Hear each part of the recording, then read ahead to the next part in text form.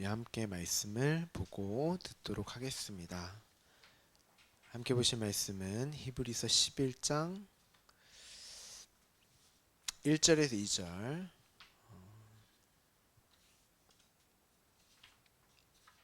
앞에 이런 프린트물 혹시 성경 있으신 분들은 성경으로 보셔도 좋습니다. 우리 두 절만 우리 함께 봉독하도록 하겠습니다.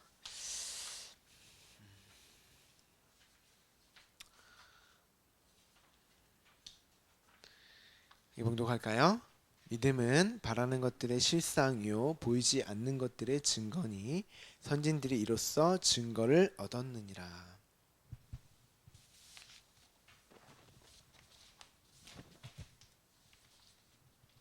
기독교란 무엇인가 18번째 시간입니다. 오늘은 믿음에 대해서 함께 나누려고 합니다. 우리가 성경을 읽을 때 쉽게 간과하는 부분이 있는데 각자가 가지고 있는 개념 또는 경험, 즉 미시적 관점으로 성경을 보거나 혹은 어느 집단의 사람들이 합의하여 정의한 거시적 관점으로 보는 성경을 보는 경향이 있습니다. 여러분은 성경을 어떻게 읽으시나요? 성경이 말하고자 하는 바를 중요하게 여기며 읽습니까? 아니면 내가 어떻게 이해하는 것을 더 중요하게 여기십니까?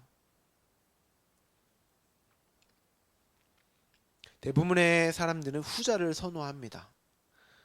말하는 이의 의도와 목적은 상관없이 이 글을 읽고 자신이 해석하고 적용하는 데에 더 초점이 맞추어져 있습니다. 왜냐하면 인간은 결코 하나님의 말씀이 자신을 해석하고 해체하는 것을 극도로 싫어하기 때문입니다. 어떻게 해서든 자신들이 말씀을 장악하여 에너지와 힘으로 삼아 하나님의 말씀을 지키고 행하려고 하는 그 하나님처럼의 추구를 벗어던지지 못하기 때문이에요. 그래서 말씀을 들을 때도 말씀 자체의 내용보다는 이렇게 해, 저렇게 해 하고 자신의 행동의 시발점인 동기와 그로 삶의 적용 찾기에 여념이 없는 것입니다. 그러니까 여러분들이 예배를 드리면 예배의 내용을 잘 기억을 못하더라도 나 이렇게 한번 살아봐야겠다. 말씀이 오늘 나에게 이렇게 말씀하셨어. 내가 오늘 다짐했어. 그렇게 만드는 것들 있죠. 문제는 그렇게 말씀을 읽다 보면 자신의 마음과 시선이 하나님을 바라보고 향하게 되는 것이 아니라 그로 행하는 나로 향하게 되고 결국 나의 성장과 성숙, 나라는 존재의 가치를 챙기며 증명하는 도구로 말씀을 여기게 되어 버립니다. 그 말씀이 그 가치가 하락되는 거예요. 성경은 그것을 죄라고 합니다. 말씀은 한 단어를 읽어도 한 문장을 읽어도 문단을 읽어도 한 장을 읽어도 한 권을 다 읽어도 예수 그리스도와 십자가로 읽어져야 합니다. 여러분의 다짐, 각오, 어떻게 살아봐야겠다 그렇게 하라고 여러분에게 주어진 책이 아니에요. 성경 자체가 나는 예수 그리스도로 십자가로 읽어줘 하고 그렇게 이야기를 하고 있기 때문에 제가 계속 말씀을 드리고 강조를 하는 거예요. 그러면 오늘의 주제인 믿음이라는 단어를 어떻게 예수 그리스도와 십자가로 볼 수 있는지 우리 같이 살펴보도록 하겠습니다.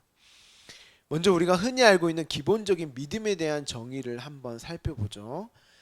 국어사전을 찾아보니까 어떤 사실이나 사람을 믿는 마음 또는 초자연적인 절대자, 창조자, 신이죠, 신.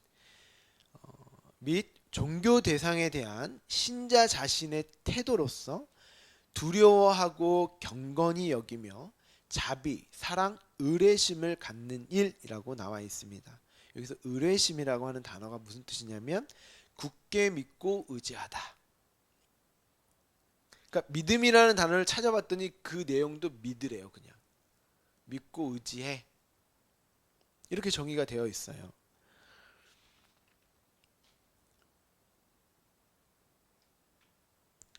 믿음이라는 단어를 인간들도 정확하게 정의를 못하고 있습니다. 그렇기에 믿음이라는 단어를 믿는 마음, 믿고 의지하는 것, 이렇게 뜻 안에 마치 수레바퀴 돌듯이 표현을 하고 있는 거예요. 왜냐하면 세상에 믿음이라는 것은 존재하지 않기 때문입니다. 믿음에는 불변을 전제해야 합니다. 믿는다 했을 때 변하지 않아야 돼요. 믿음의 주체가 되었든 믿음의 대상이 되었든 두 객체가 서로 불변해야 서로 믿을 수 있는 거예요. 변하면 믿을 수가 없잖아요. 그렇죠? 서로 안 변해야 믿는 나나 내가 믿는 대상이나 서로 안 변해야 믿음인 거예요. 그게. 그래야 믿음이 성립을 하죠. 그런데 이 세상에 변하지 않는 것은 아무것도 없어요. 그래서 세상에 믿음이 없는 것입니다. 그렇다면 성경에서는 믿음을 어떻게 말하고 있나? 성경에서의 믿음을 정확하고 아주 명쾌하게 정의해서 표현을 하고 있는데 그게 오늘 본문의 말씀입니다. 우리 다시 한번 함께 읽어보죠. 믿음은 바라는 것들의 실상이요 보이지 않는 것들의 증거니 선진들이 이로써 증거를 얻었느니라. 믿음은 이런 거다 하고 이렇게 이야기를 쭉 하고 있는데 이 말씀에 대해서 한번 고민해 보신 적 있으세요? 그냥 내가 믿어봐야지. 그러니까 믿으라고 하니까 그냥 믿는 거지 뭐. 내가 그냥 인간관계에서 내가 널 믿어 신뢰해 정도로 우리가 생각을 거의 하잖아요. 근데 성경이 믿음은 바라는 것들의 실상이요. 실상이 뭔지 아세요? 보이지 않는 것들의 증거니. 무슨 말인지 이해가 안 되시죠? 선진들이 이로써 증거를 얻었느니라. 그러니까 우리가 말씀에 진지하지 않는 거예요. 믿는다고 하지만 사실 믿음에 대해 관심이 다들 없어요. 그냥 이렇게거니 추측하고 상상하는 것입니다. 근데 그것이 마치 내가 굉장한 믿음을 가진 것처럼, 그리고 그런 믿음도 없지만 그런 믿음을 가진 자로 위장하고 포장하는 게 오늘날의 기독교가 되어버렸습니다. 좀 어려울 수 있는데요. 제가 원어 성경을 토대로 다시 번역을 좀 해드리겠습니다. 믿음이라는 것은 바라는 것들의 토대, 확신이다. 확신. 보이지 않는 것들의 증거다.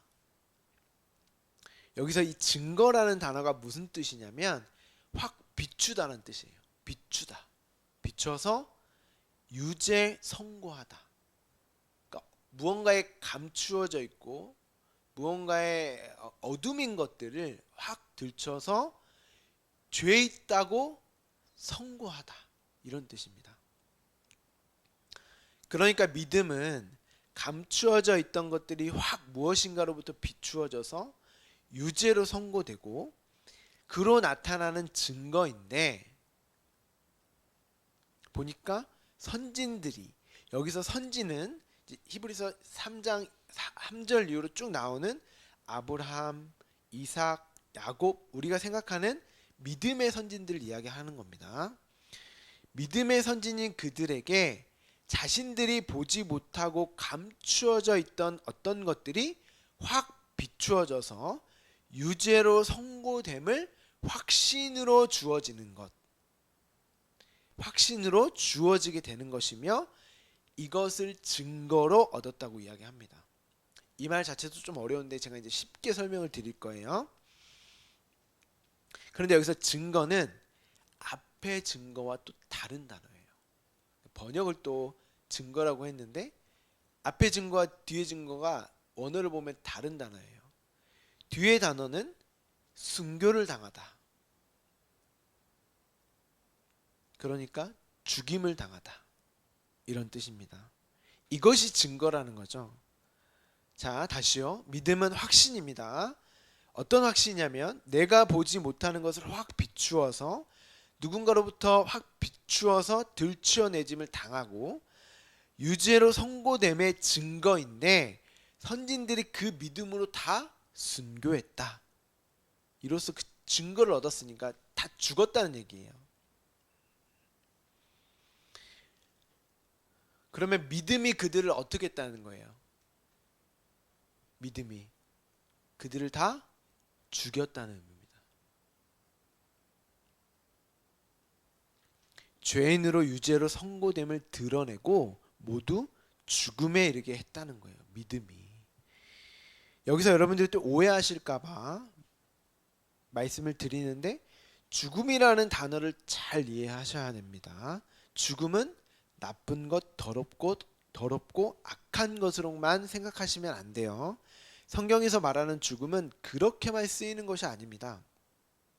죽음도 단어가 여러 가지가 있어요. 물론 사망과 같은 영원한 죽음으로서의 표현도 있기는 있지만 일단은 여러분의 선악체계가 뭐예요? 내가 기준을 삼아서 선하고 악하다라고 판단하는 거. 그 선악체계로 성경을 읽으시면 안 돼요. 그러니까 성경에서 죽음 하니까 다 나쁜 거야. 나는 죽음이라고 한 건 국어사전 그리고 내가 경험해보고 내 개념 속에 죽음이란 게 악하고 더럽고 추한 거라고 판단을 해서 그런 식으로 성경을 읽으면 안 된다는 거예요. 그래서 제가 초두에 그런 말씀을 드렸던 것입니다. 여러분이 그렇게 성경을 읽으시면 많은 부분 오해를 하실 수 있다는 것을 말씀을 드리는 것입니다. 지금 제가 드린 말씀드린 믿음이 여러분이 생각하는 것과 좀 많이 다르죠. 믿음이 그들을 모두 순교로 죽음으로 인도했는데 그 믿음이 어떻게 주어지는가? 아직 믿음에 대한 정확한 건 아직 제가 설명을 안 드렸습니다. 믿음이라는 게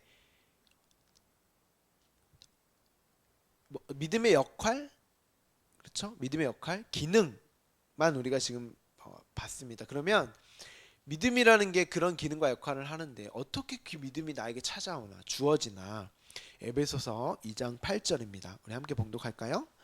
너희는 그 은혜에 의하여 믿음으로 말미암아 구원을 받았으니 이것은 너희에게서 난 것이 아니요 하나님의 선물이라. 그러니까 하나님의 은혜로 선물로 주어지는 게 믿음이고 그로 말미암아 죽음으로 죽게 된다는 거죠. 우리는 믿음 주면 되게 좋은 걸로 생각을 했죠. 좋은 거죠. 좋은 건데 여러분이 생각하는 그런 개념의 믿음이 아니라는 말씀입니다. 그러니까 이 죽음은 아무나 죽을 수 있는 죽음이 아니네요. 여러분이 혹시나 많은 순교자들을 떠올리실 것 같아 염려되는 마음으로 다시 말씀을 드리면 그런 죽음 아닙니다. 선교자, 우리가 생각하는 선교자, 복음을 전하기 위해 선교지에 가서 죽는, 핍박받고 고난과 고통으로 죽어간 많은 순교자들이 있잖아요. 그런 죽음을 말하고 있는 것이 아닙니다. 그런 죽음은 단지 기독교에서만 나타나고 보여지는 죽음은 아니잖아요. 그렇죠? 다른 종교인들도 자신의 믿음을 위해 죽음까지도 불살랐던 사람들이 많잖아요. 이슬람 사람들 보세요. 폭탄 싸매고 비행기 투신 9.11 테러가 그렇게 일어난 거잖아요. 그들이 믿음으로 한 거예요. 그게 성경이 그런 자들도 가질 수 있고 보일 수 있는 믿음을 이야기하지는 않겠죠.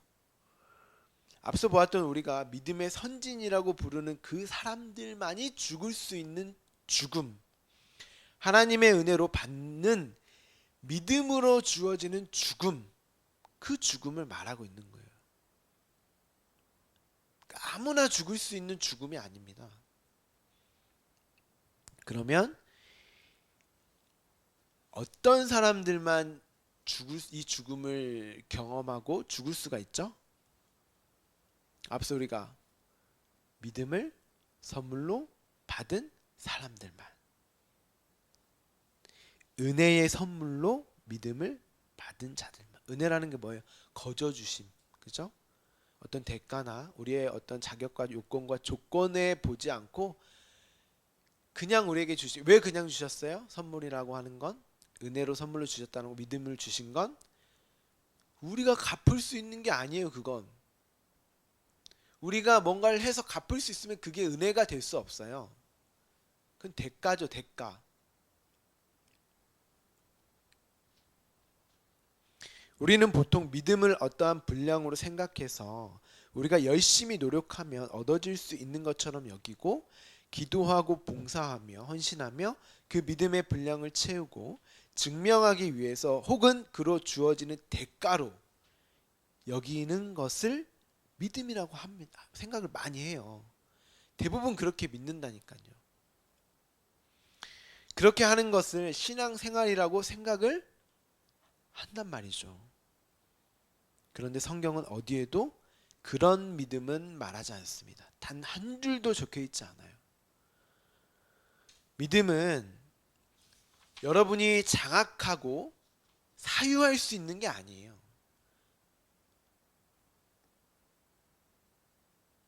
그러면 이 믿음이 선진들을 어떤 죽음으로 이끌었는가?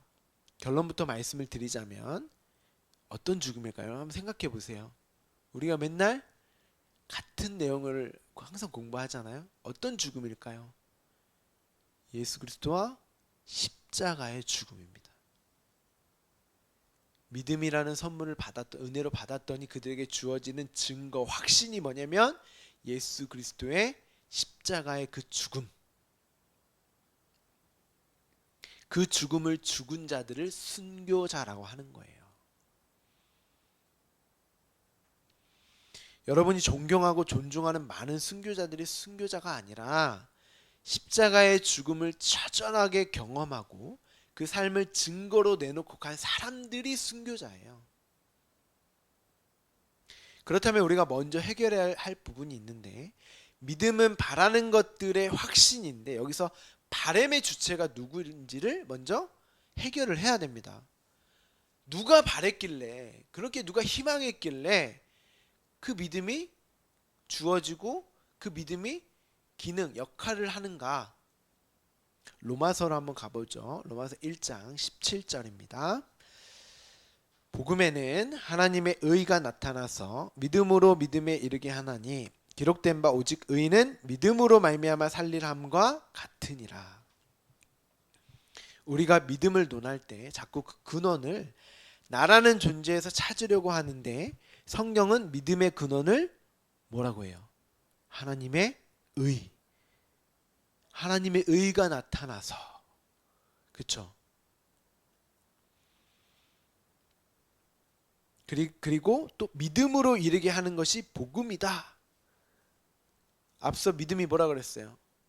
죽는 거, 죽음. 죽는 건데 그게 복된 소식, 복음이래요. 그러니까 여러분 이게 이해가 되셔야 돼요. 왜 내가 죽는 게 복음인가? 나에게 있어서 내가 살아나는 게 복음이 아닌가? 성경은 내가 죽는 걸 복음이라고 하는데, 그러면 내가 죽고 사는 게 무엇인가? 모든 이들이 교회 왜 다녀요? 살아나기 위해서 교회 다니잖아요. 근데 이 살아남이 뭔지를 몰라요. 이들은 죽는 게 뭔지를 모르니까. 그러면 하나님의 의에 대한 부분을 또 살펴보고 이해를 해야 한 글자 한 글자, 한 단어 한 단어 이해가 되겠죠? 의가 무엇이죠? 의, 하나님의 의라고 이렇게 나타났는데, 기록되어져 있는데, 의. 우리가 이 의를 자꾸 서양 철학의 영향을 받아서 합리적이며 이성적인 어떤 개념, 인간의 어떤 선한 의지나 덕스러움, 착하고 옳은 일, 또는 인간으로서의 정도, 바른 길, 그러한 것으로 생각하는 분들이 대부분입니다. 그래서 교회 다니면 모든 이들이, 세상 사람들도 그렇지만 교회 다니는 많은 이들이 많이 이런 얘기 하죠. 믿음이 있으면 교회 다니면, 하나님 자녀면 그에 합당한 옳고 선한 일을 하고 살아야지. 옳고 선한 일이 뭐예요?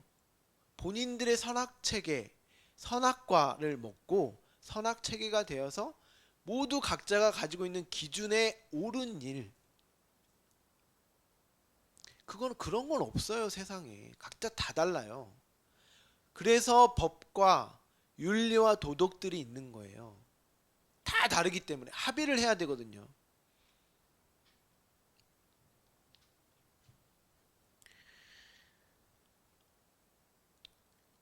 그런데 이 성경은 철학자들이 쓴 책이 아닙니다. 누가 썼어요? 하나님이 1차적으로 유대인들에게 쓰게 하셨죠. 그리고 유대인들에게 준 책이잖아요. 그러니까 유대적 개념으로 이 의를 이해해야 합니다. 철학적, 서양 철학적 개념이 아니라 팔레스타인 유대적 개념으로, 유대적 개념. 그러니까 동방의 히브리인들, 이 히브리인들이 헬라어를 썼거든요. 근데 헬라어를 쓸 때 자기네들이 가지고 있는 유대적 개념으로 헬라어를 썼어요.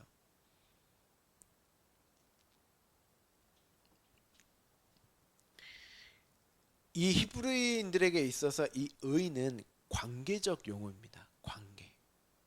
관계를 맺고 있는 두 사람이 서로에게 요구되어지는 의무와 책임을 성실하게 수행하는 그 아름다운 상태를 의라고 합니다. 그리고 그로 그 관계를 통해서 옳고 선하게 만들어지는 어떤 것 또한 의라고 하는 거예요.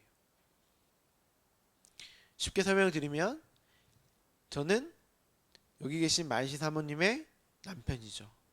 그리고 만시 사모님은 여기 있는 저의 아내죠. 저는 만시 사모님의 남편으로서의 역할과 의무와 어떤 수행하는 것들을 충실해야 될 그런 위치에 있잖아요. 그러면 마땅히 그 일을 해야겠죠. 아내인 우리 마이시 사모님도 마찬가지죠. 아내로서의 의무와 책임을 성실하게 수행해야 되는 거예요. 그래야 서로가 부부로서의 하나됨을 유지할 수 있는 거예요. 제가 이 부부 관계 마음에 안 든다고 제 멋대로 살아버리면 이 부부 관계는 유지할 수가 없는 거예요.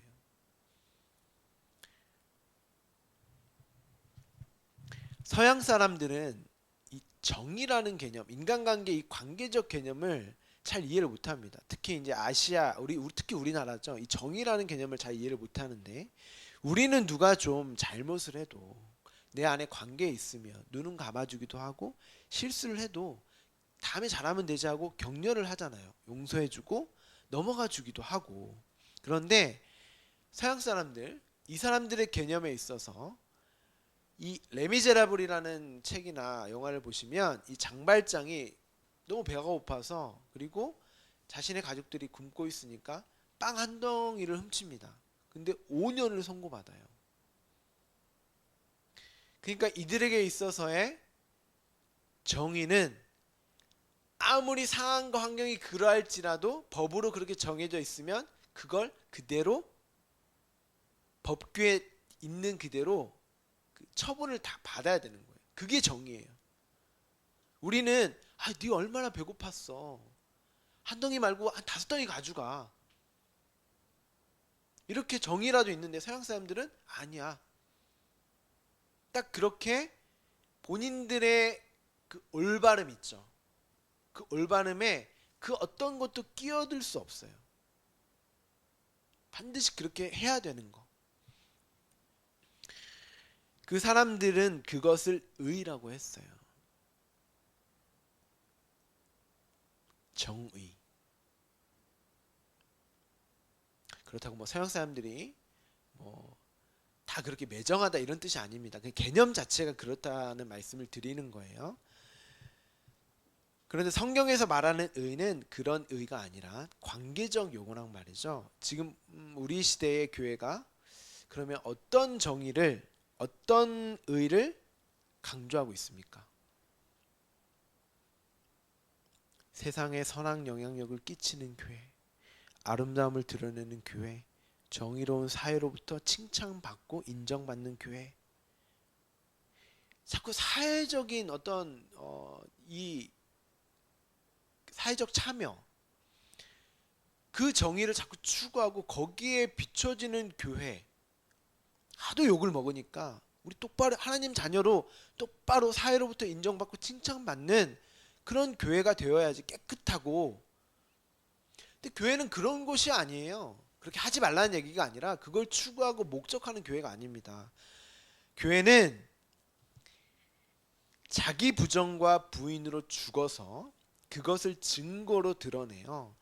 하나님의 의를 자랑하는 자들이 모이는 곳이 교회예요. 그러다 보면 그렇게 착한 일, 세상에서 정의하는 착한 일, 선한 일도 하겠죠. 내가 부정되고 부인되는데 왜 그런 일이 안 드러나겠어요? 그런데 세상이 추구하는 그런 기준의 의는 아니라는 것입니다. 교회에서.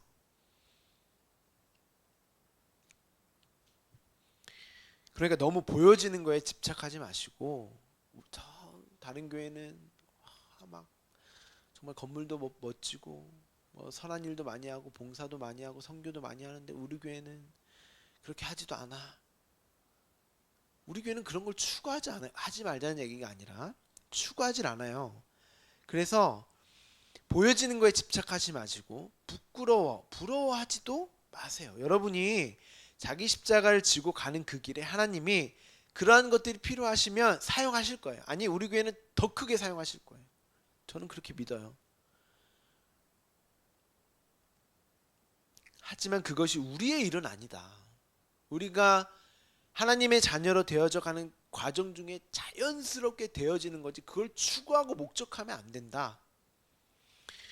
그렇다면 하나님의 의는 무엇인가? 하나님과 피조물인 우리 사이에서 하나님에게 요구되어지는, 관계적 용어니까 하나님에게 요구되어지는 의무와 책임을 성실하게 수행하는 것이 뭘까요? 하나님이 요구되어지는 의무와 책임을 성실하게 수행하는 것. 하나님은 하나님의 자리에서 피조물인 우리에게 생명을 주시고 살려내시는 일을 하는 것이 하나님의 일이고, 그것을 하나님의 의라고 하는 거예요. 반드시 살려내고 그 생명을 부어서 당신의 자녀로 삼아버리는 거. 그렇다면 피조물인 우리의 의는 뭐예요? 우리의 의는 뭘까요? 우리가 마땅히 책임과 의무로 성실하게 수행해야 되는 거. 하나님의 의를 도와서 내가 열심과 내 결단에서 하나님께서 이루실 그 일에 있어서 내가 쓰임받기를 원합니다. 내가 하나님 자녀로 더 잘 열심히 노력해서 성숙되고 성장하기를 원합니다. 이걸까요? 하나님은 하나님이 완전하시고 온전하게 이루시는 거예요. 그 생명은 하나님께만 있어요. 그리고 우리가 보탤 것은 아무것도 없어요. 그럼 우리가 할 수 있는 우리의 의무와 책임이 뭐예요? 하나님이 부어주시고 우리에게 거저주시는 은혜로 주신 그 생명을 받는 거예요. 그냥 받으면 돼요. 은혜로.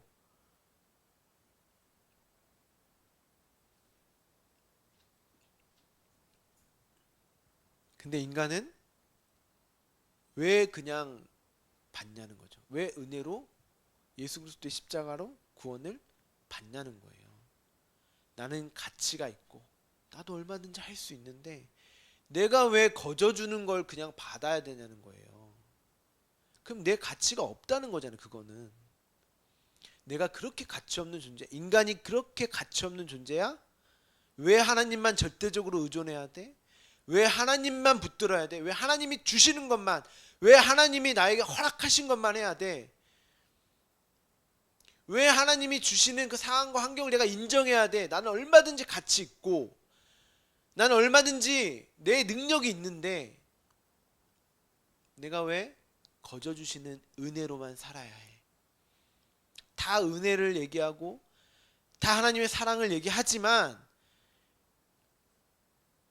그 은혜에 대해서 정확히 알고 이해하고 가시는 분들이 별로 없어요.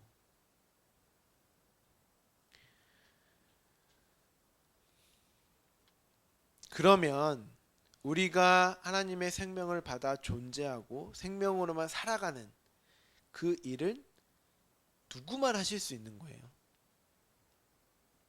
누구만 하실 수 있습니까? 하나님만 하실 수 있는 거예요. 그 일은. 그래서 하나님의 의만 등장하는 겁니다. 로마서 1장 17절에 보면 복음에는 하나님의 의가 나타났으니 믿음으로 믿음에 이르게 하나니 오직 의는 믿음으로 말미암아 살리라 함과 같다. 여기에 우리의 의가 있어요?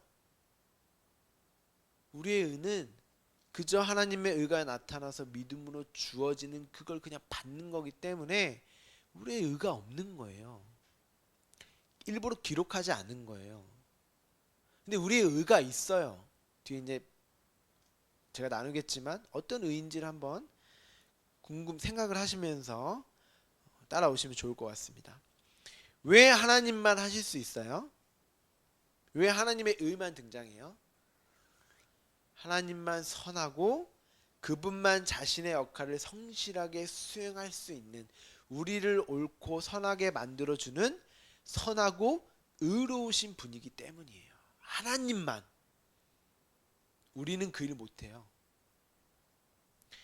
마태복음 19장 17절에 예수님께서 하신 말씀 함께 읽도록 하겠습니다. 예수께서 이르시되 어찌하여 선한 일을 내게 묻느냐, 선한 이는 오직 한 분이시니라. 자, 예수님이 어찌하여 나에게 선한 일을 내게 묻냐, 선한 이는 하나님 한 분뿐이지. 예수님이 선하지 않다 그런 이야기가 아닙니다. 하나님만 선한데 나를 보면 너희가 하나님을 보는 건데, 그럼 내가 지금 말씀 전하고 이 행하는 일을 하나님의 그 선함으로 너희가 이해하고 있는 것이냐를 묻고 있는 거예요. 그리고 그 선함의 종국이 뭐였어요?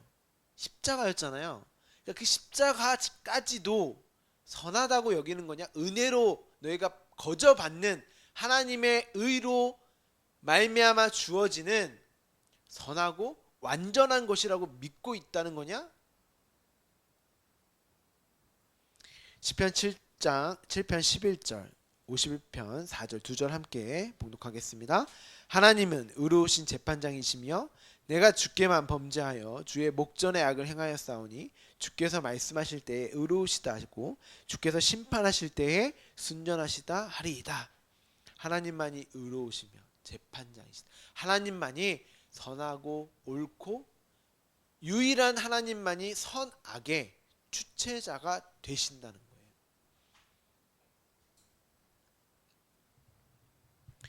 다윗이 내가 주께만 범죄하였고 주의 목전에 악을 행하였다. 주께서 말씀하실 때에 의로우시다 하고 주께서 심판하실 때 순전하시다. 하나님만 의로우시고 하나님만 선하시다. 이렇게 우리를 가장 선하고 옳게 하기 위하여서 당신의 의무와 책무인 생명을 주시기 위해 믿음을 선물로 주고 우리로 죽음에 이르게 하시겠다는 거예요. 근데 그 방법이 선하고 의로우신 하나님의 의로 나타난 거란 말이죠.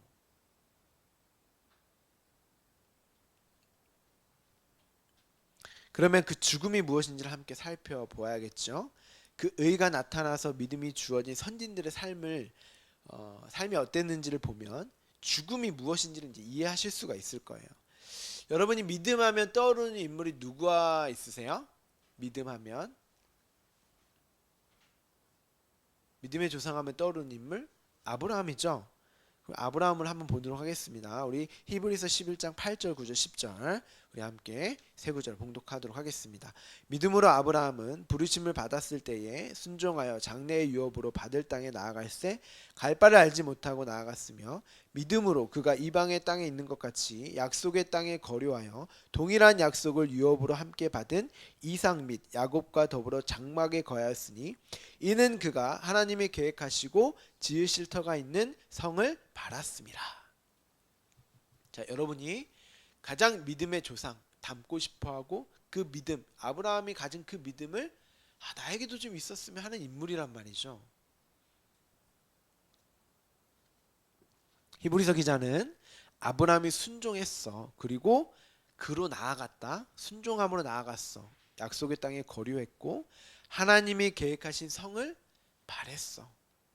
이렇게 말을 하죠. 그래서 아까 제가 방금 말씀드린 것처럼 우리는 아브라함의 믿음을 가지고 싶어 하며 선망합니다. 그런데 정말 아브라함이 믿음으로 떠났나요? 믿음으로 떠났어요? 아브라함이 믿음을 가져서 떠났나요? 아니면 히브리서를 보면 아브라함이 주어예요? 믿음이 주어예요? 믿음이 주어예요. 그러니까 믿음을 줬더니 성경이 이제 보시겠지만 아브라함이 안 믿었어요. 안 믿었는데 그 믿음, 아브라함이 여러분이 생각하는 그 믿음이 삭제되고 성경이 말하는 믿음의 관점에서 히브리서 기자가 이렇게 기록을 한 겁니다. 이렇게 하지 않았어요. 히브리서 기자가 적은 것처럼 아브라함이 순종하였다? 순종 안 했고요. 아브라함이 하나님께 나아갔다? 안 나아갔고요. 소망했다? 전혀 소망하지 않았습니다. 그러니까 두 믿음이 나오는 거예요. 성경에서 말하는 믿음은 아브라함이 순종했고 나아갔고 약속의 땅에 거류했고 하나님의 계획하신 그 성을 바랬다라고 성경의 관점의 믿음은 그렇게 적지만 실제적으로 아브라함 측의 믿음은 아니었어요. 정반대였단 말이죠. 제가 확인을 시켜드릴게요. 그의 태생부터 한번 출발을 해보죠. 여호수아 24장 2절입니다. 여호수아가 모든 백성에게 이르되 이스라엘 하나님 여호와께서 이같이 말씀하시기를 옛적에 너희의 조상들 곧 아브라함의 아버지 나홀의 아버지 데라가 강 저쪽에 거주하여 다른 신들을 섬겼으나. 자, 아브라함은 아버지부터가 다른 신을 섬기는, 하나님이 아닌 다른 신을 섬기는 이 가족 전체가 자들이었어요. 이 아브라함이 산 곳이 어디냐면 바빌로니아 우르에서 살았는데 그가 살았던 갈대아 지방은 메소포타미아, 그러니까 여러분 학교에 다니시면 사대문명 배우시죠? 그 문명의 발생지로서 도시와 문화, 사회, 정치, 법을 가지고 있었고 아주 살기 좋은 지역이었어요.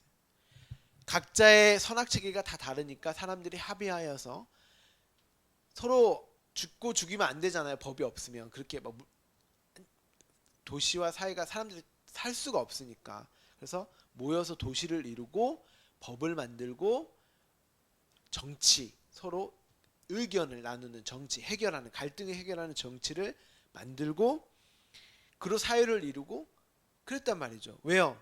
내가 살아야 되니까.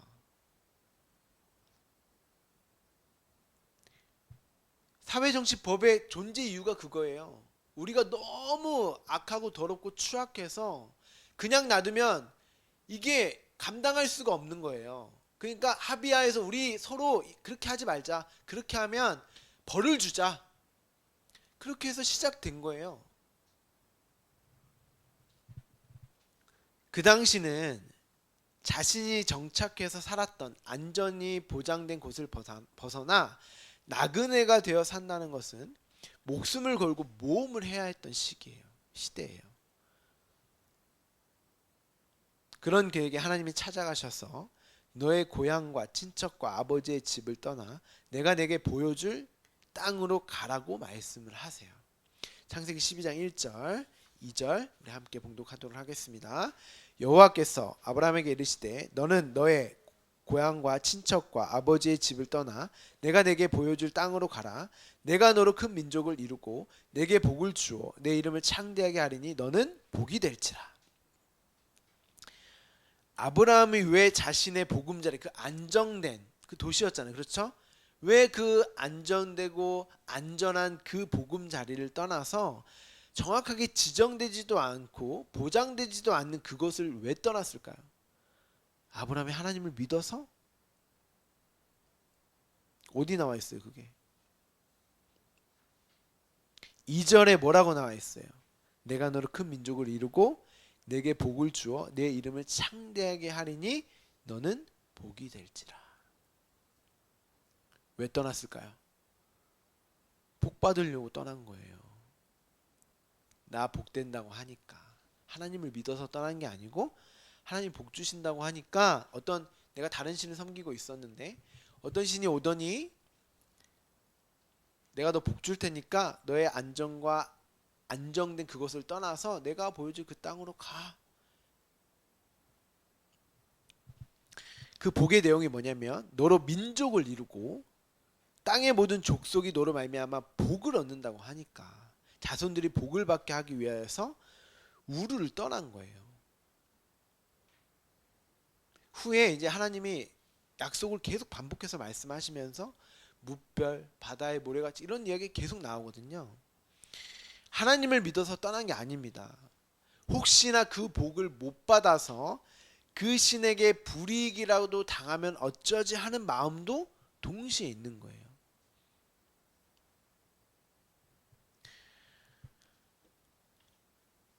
인간들이 신을 믿을 때 항상 복 받는 것 때문에 믿는 줄 아세요, 여러분? 아니에요. 신을 믿는 건 복 받기 위해서만은 아니에요. 왜냐면 내가 그 신을 믿지 않으면 혹여 그 신이 나에게 해코지 할까 봐. 나에게 상황과 환경을 어렵게 할까 봐. 내가 병들까 봐. 근데 이것도 참을 수 있어.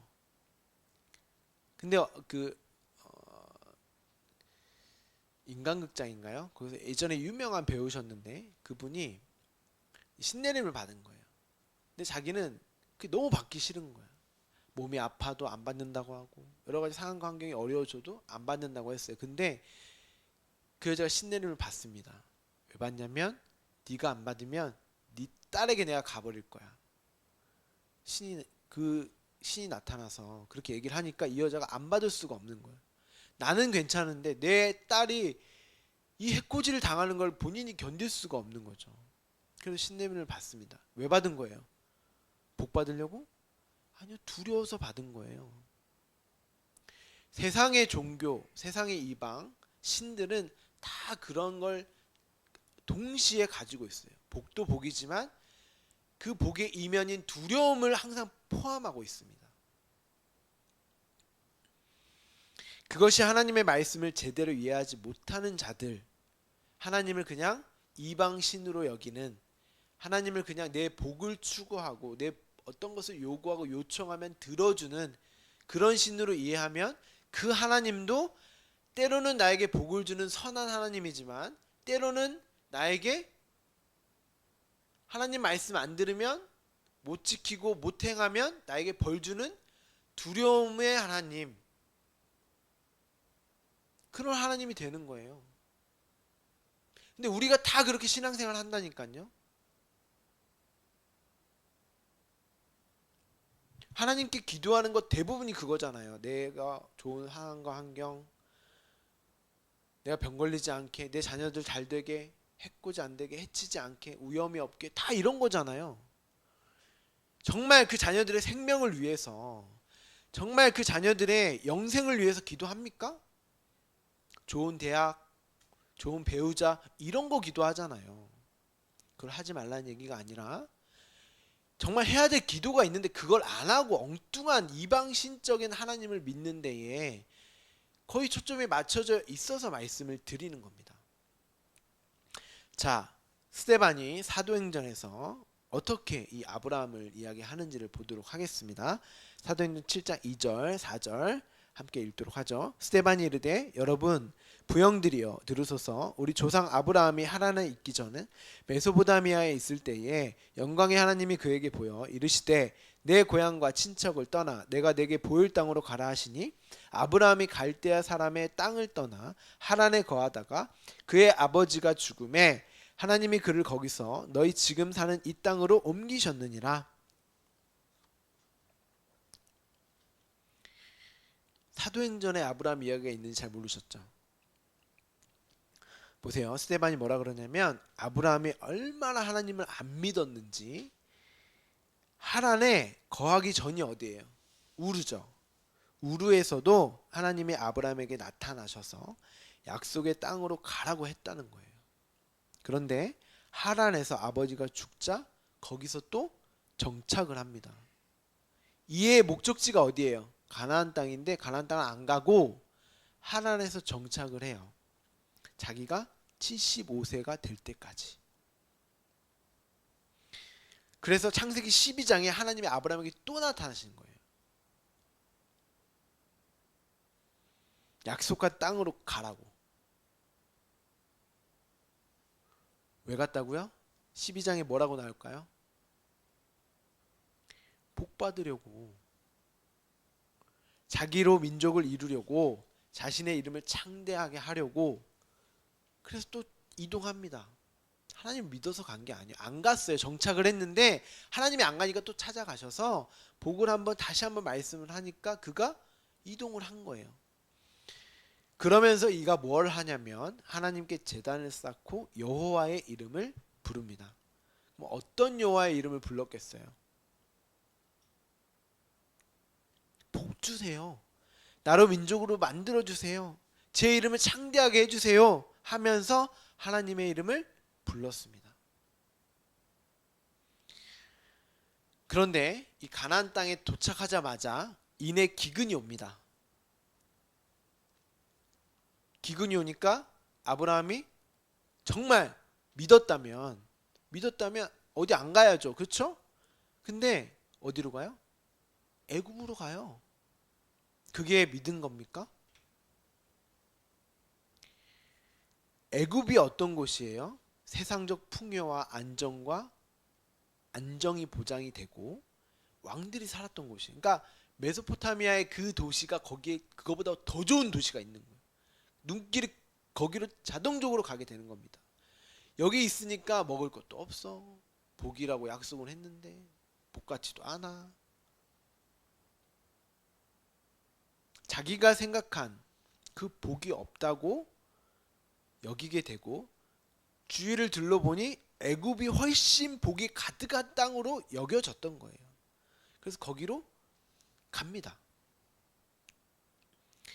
기근으로 자기가 살 수도 없고 민족도 못 만들며 자신의 이름이 창대하게 안 되거든요. 그 가나안 땅에서는. 그게 믿는 거예요? 그래서 하나님이 절대 애굽으로 가지 말라고 했음에도 애굽으로 간 것입니다.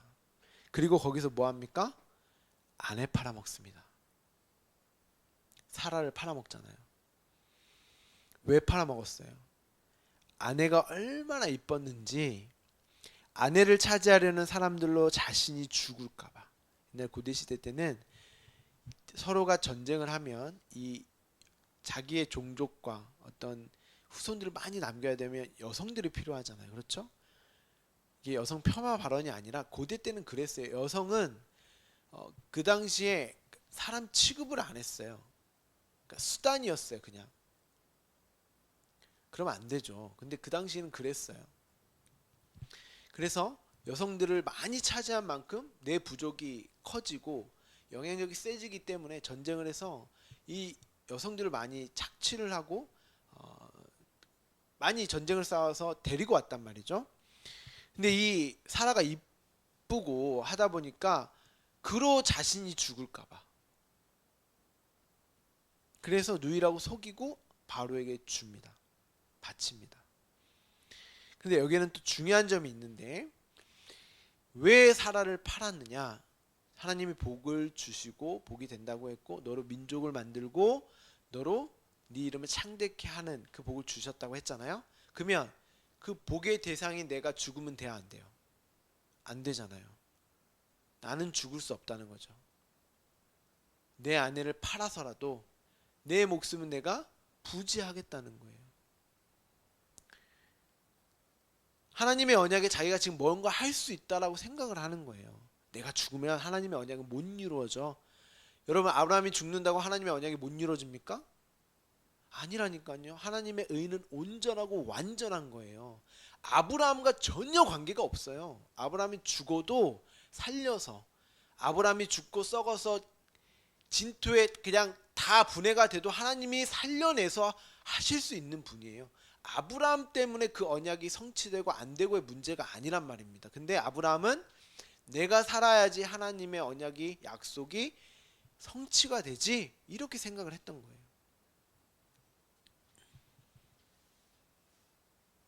우리가 생각하는 그 믿음을 자꾸 자신의 힘과 능력으로 증명하고 그로 하나님께 무엇인가를 얻어내고 보상을 받으려고 하는 그 모습을 아브라함이 동일하게 지금 보여주고 있는 거예요. 그러니까 우리도 그렇게 믿잖아요, 하나님을.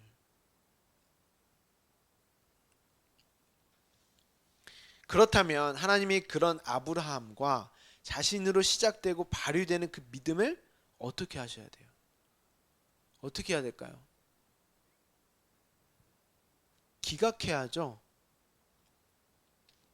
그 노력과 애씀뿐만 아니라 그 믿음을 생산해내는 아브라함 존재 자체를 부정하고 부인해야 돼요. 없음으로 그렇게 만들어야 돼요. 그 아브라함의 인식 자체를.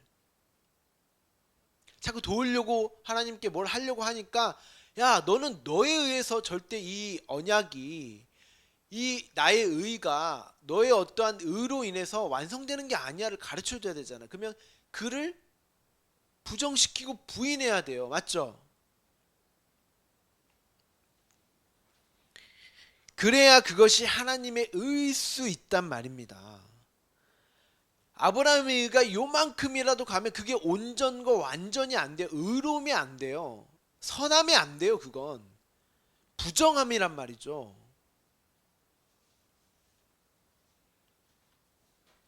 아브라함이 뭘 해서 하나님을 도우면 안 돼요. 여러분이 뭘 해서 하나님의 일이 이루어지고 도우는 게 아니에요. 여러분이 하나님의 자녀가 되는 것도 여러분의 어떤 것으로 되어지는 게 아닙니다. 그리고 여러분이 하나님의 자녀가 되었고 그로 내가 증명하는 게 이게 무슨 말이에요? 은혜로 됐는데 뭘 증명해요 내가? 거저 선물로 받아서 그 믿음에 의해 내가 하나님의 자녀가 되었는데 내가 무슨 그걸 내가 증명을 합니까? 나에게 아예 없는 건데. 그 믿음 자체가 나에게 없는 건데.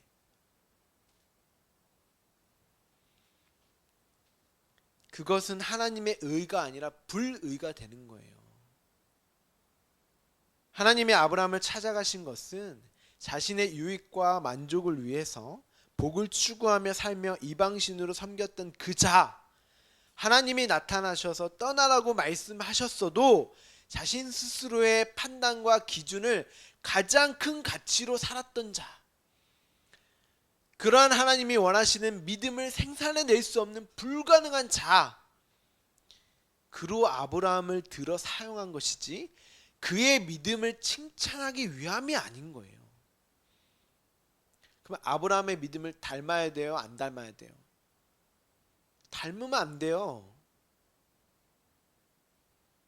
그 믿음은 부정되고 부인되어야 할 믿음이란 말입니다.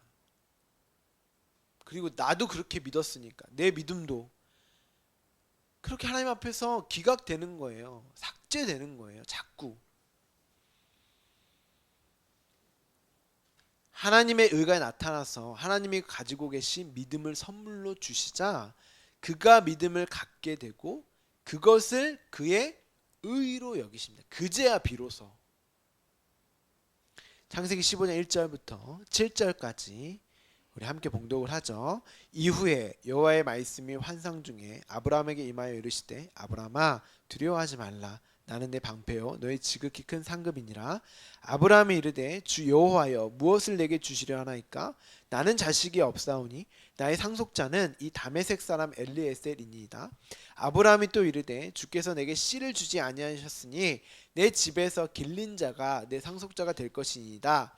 여호와의 말씀이 그에게 임하여 이르시되 그 사람이 내 상속자가 아니라 내 몸에서 날 자가 내 상속자가 되리라 하시고 그를 이끌고 밖으로 나가 이르시되 하늘을 우러러 무뼈를 셀 수 있나 보라. 또 그에게 이르시되 내 자손이 이와 같으리라. 아브라함이 여호와를 믿으니 여호와께서 이를 그의 의로 여기시고 또 그에게 이르시되 나는 이 땅을 내게 주어 소유를 삼게 하려고 너를 갈대아인의 우르에서 이끌어낸 여호와니라. 자, 15장 1절에서 앞서 아브라함에게 약속한 복의 실체가 등장을 합니다. 뭐였어요? 하나님이었어요. 내가 너의 방패요 상급이다. 내가 너의 복이다. 나를 너에게 주려고 복으로 여기게 하려고 내가 너를 우르에서 하란에서 불러낸 거야. 내가 너의 하나님이 되고 너는 내 자녀가 되는 그 복이 되게 하기 위해서 내가 너를 불렀다. 그러니까 두려워하지 마. 뭐 하려고 하지 마. 네가 뭐 하려고 하면 너로 인해서 상을 받던 나를 두려워하지 않겠느냐. 두려워하지 말라는 거예요. 지금 앞서 전쟁을 했잖아요. 아브라함이. 자기의 힘으로 그 전쟁은 이길 수 없는 거였어요. 그래서 혹시 보복 당할까봐 그 전쟁으로 보복 당할까봐 두려웠던 거예요. 아브라함이. 그러니까 하나님을 전적으로 신뢰 못한 거죠.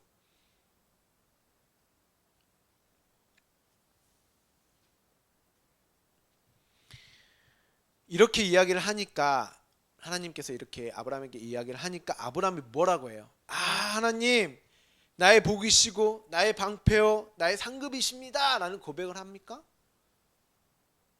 당신만이 나의 복이십니다 라고 여겨요? 하나님을? 아니죠. 그 말씀을 가져다가 자기 원하고 필요한 것을 주겠거니 하고 이해를 합니다. 아, 그러면 하나님이 나로 민족을 만들고 내 이름을 창대하게 하려고 하신다고 했으니까 내게 없는 아들을 주시려나? 아들 주세요. 안 주시면 내 소산, 내 노력, 내 생산물인 내 종인 엘리에셀로 내 상속자를 여기게 해주세요.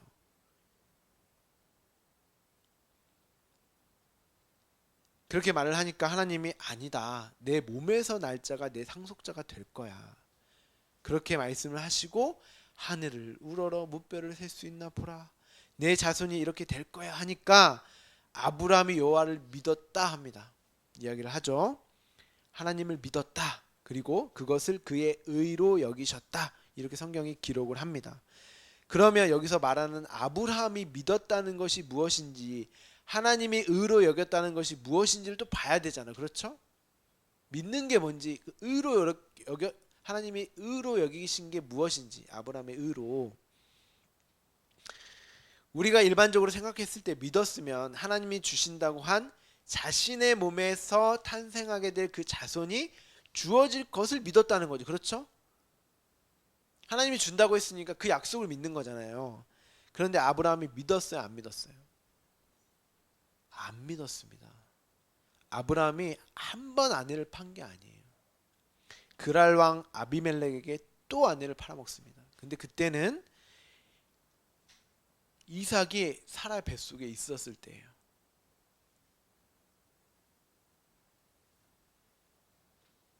근데 아브라함이 왜 팔아먹었다고요?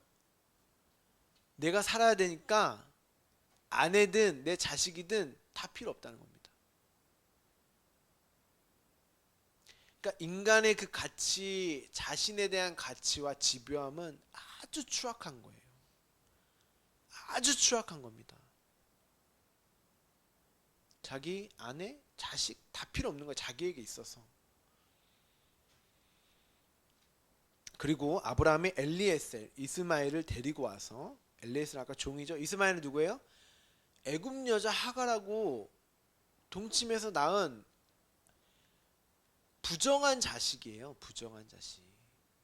하나님이 세상 것 절대 정말 싫어하시거든요. 근데 그렇게 생산해내서 하나님께 가지고 온다니까요. 하나님이 받으시겠냐고요. 그 아들을, 그 자손을. 근데 그게 우리가 하나님께 드리는 거라니까요. 그래서 이사야나 바울이 뭐라 그래요? 똥 배선물이라고 계속 너희가 아무리 최선의 것을 드려봐라 하나님께 하나님은 그거 배설물이고 똥이야.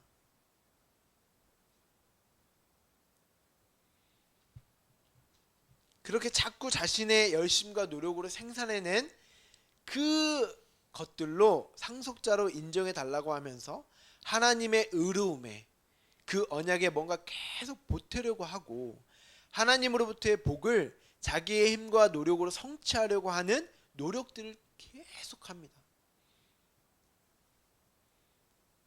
이게 믿는 거냐고요. 이게 믿는 거예요. 안 믿는 거잖아요. 그럼 성경이 이 믿음을 요구하는 건 아닐 거 아니겠습니까? 지금 하나님 당신의 자신이 생명을 주신다는 그 언약을 성실히 수행하고 계시고, 당신이 소유한 그 믿음을 아브라함에게 주었단 말이죠. 그 믿음을 선물로 받은 아브라함이 어떻게 되는지를 보자는 것입니다. 근데 우리가 앞서 히브리서 읽었을 때 그 믿음이 선물로 받게 되면 어떻게 된다 그랬어요? 자기의 감추어진 것이 들춰지고 그로 말미암아 죽음을 증거로 받는다 그랬죠. 그 내용이 무슨 내용인지 보도록 하겠습니다. 먼저 하나님의 아브라함에게 주신 그 자손이 무엇인지를 봐야 돼요. 그 자손이 이삭이 아니에요. 하나님이 약속한 그 자손이 누군지를 한번 보죠. 갈라디아서 3장 16절입니다. 함께 봉독할까요? 이 약속들은 아브라함과 그 자손에게 말씀하신 것인데 여럿을 가리켜 그 자손들이라 하지 아니하시고 오직 한 사람을 가리켜 내 자손이라 하셨으니 곧 그리스도라. 아브라함에게 계속 약속을 나타나셔서 언약하시잖아요. 근데 자손을 얘기하셨는데 자손들이라고 하지 않고 자손이라고 했는 게 단수예요. 단수. 한 명. 그게 누구였다? 예수 그리스도였다. 아브라함은 자기와 사라와 이 부부로서 낳을 수 있는 그 육적 아들을 생각했던 거예요. 그게 우리의 수준이에요. 우리가 하나님께 원하는 게 그 생명 원해요? 아니요. 지금의 나의 아브라함의 육적 이스라엘의 아들 이삭을 원했던 것처럼 우리의 수준도 하나님께 구하는 게 고작 그거라니까요. 근데 하나님은 예수 그리스도를 약속했다는 거, 언약했다는 거예요. 지금 바울이 하나님이 아브라함과 하신 약속으로 주시기로 한 자손이 예수 그리스도입니다. 하나님이 아브라함에게 이 자손을 준다고 하시면서 하신 약속이 뭐예요? 계속 읽었으니까 뭇별과 같이 모래 알갱이와 같이 너가 생육하고 번성하겠다는 그 민족을 이루게 하겠다는 약속이었잖아요. 그렇죠? 그런데 그 자손이 예수입니다. 그러면 우리는 알고 있어요. 그 자손, 예수로 주어진 생육과 번성, 이게 뭐였어요?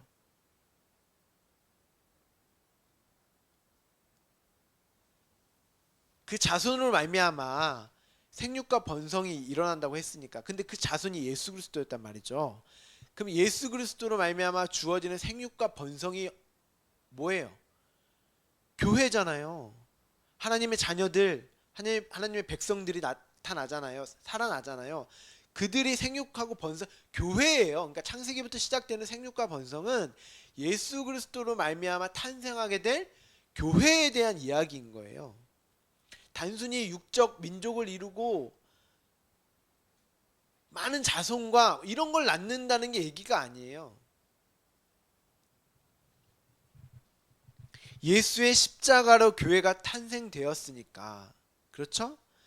그런데 무엇을 전제로 교회가 탄생됐어요? 예수가 어떻게 했더니 교회가 탄생됐어요? 십자가에서 죽으니까 교회가 탄생됐잖아요. 그렇죠? 한 알이 밀알되어 땅에 떨어져 죽음으로 열매를 맺게 되듯 예수 그리스도의 십자가의 죽음으로 말미암아 교회가 탄생하게 되고 생육하고 번성하게 되었잖아요. 그럼 아브라함에게 민족을 탄생하게 한다는 말이 무슨 말이겠어요? 내가 너로 생육하고 번성하게 할 거야. 예수 그리스도의 십자가로 생육과 번성이 주어졌으니까. 예수 그리스도의 죽음으로 생육과 번성이 주어졌습니다. 그러면 아브라함에게 생육과 번성을 약속했어요. 그럼 아브라함을 어떻게 하겠다는 얘기예요? 십자가에 달려 죽이겠다는 거잖아요. 그렇게 죽어야 생육과 번성이 주어지니까 죽이겠다는 약속이에요. 그건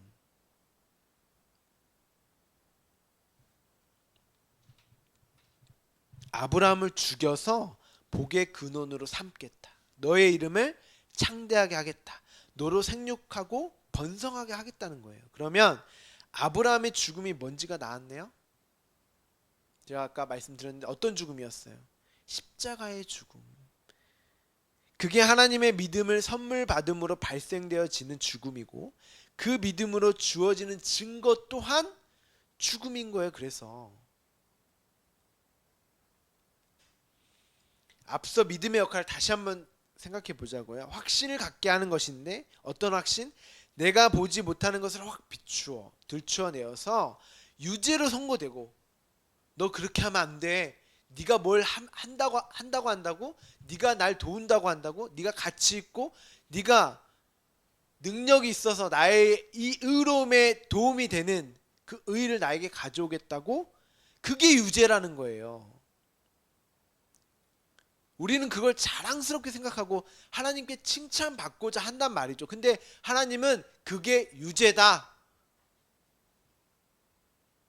근데 온통 교회에서 그걸 추구하고 목적으로 하고 있잖아요. 근데 말씀이 그게 죄라고 자꾸 들춰내야 된다니까요.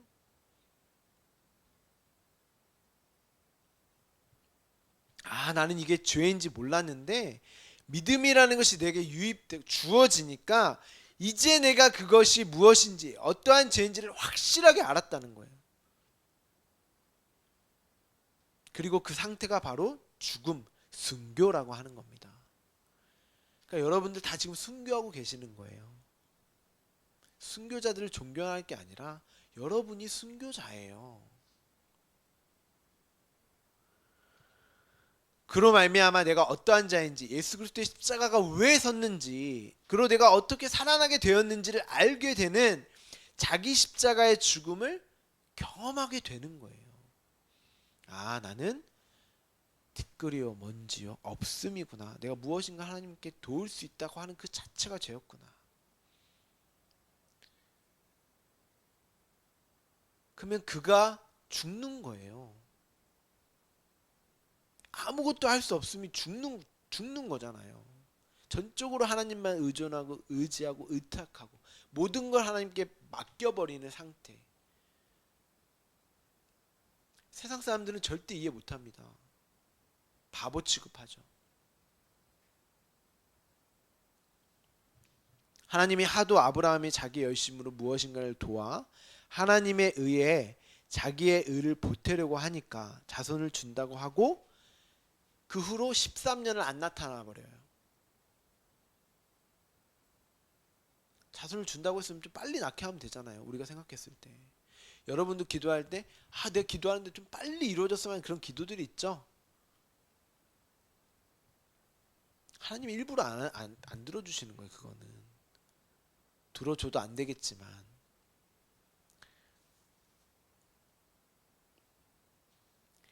13년을 안 나타나십니다.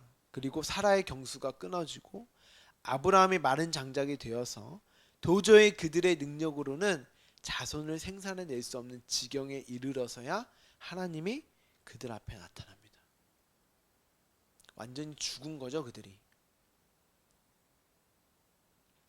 그리고 장난하는 것도 아니고 또 뭐라 그러냐면 아들 줄 거야. 자손 줄게.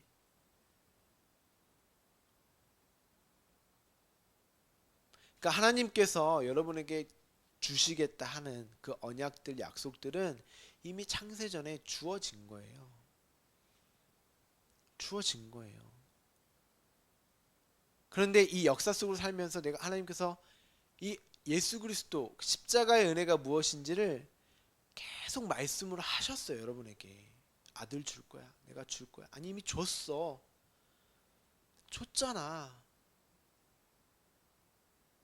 근데 우리는 그거에 관심이 없고 육적 자의 아들, 눈에 보이는 어떤 나의 것을 자꾸 보려고 하는 거예요. 아브라함과 사라가 하나님을 웃어버립니다. 비웃어버려요. 아니 하나님 내 꼴을 좀 보세요. 제가 99세입니다. 제 아내는 이제 경수가 끊어졌어요. 어떻게 아들을 낳습니까?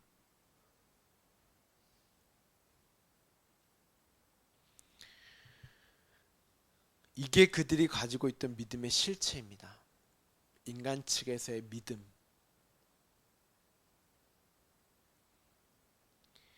하나님의 믿음을 선물 받은 그들은 자신들의 믿음을 반드시 상실하게 되어 있어요. 그것을 죽음이라고 하는 거예요. 나에 대한 신뢰와 믿음이 완전히 상실된 상태.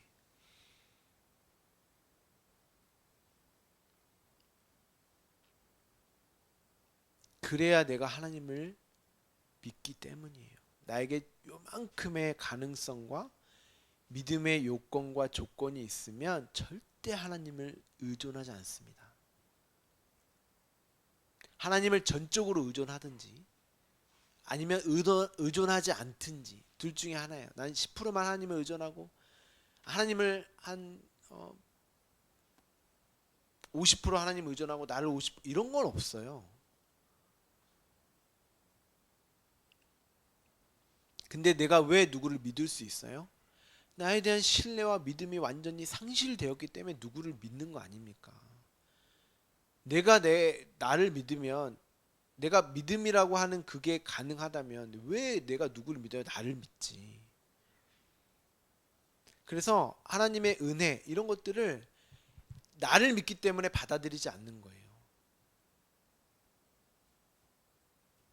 왜 내가 거저 하나님의 긍휼과 사랑을 받아야 되는 존재야? 난 죄인도 아니고 그리고 하나님을 알지도 못하는데 왜 내가 긍휼과 사랑으로만 살아야 돼?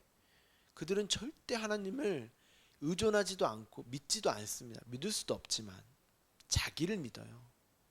그 믿음의 근거를 계속 나에게서 찾는단 말이에요. 아브라함처럼 모든 이들이. 그래서 그들을 뭐라고 표현해요? 죄와 허물로 죽었다. 이게 죄였잖아요. 죄와 허물로 죽었다. 그래서 하나님이 하나님의 의로 그 믿음을 계속 본인들 인간 측의 이 아브라함 측의 믿음을 계속 삭제해 나. 그게 인생이고 역사예요. 여러분의 인생 가운데 여러분의 믿음이 계속 상실되어 가는 거예요.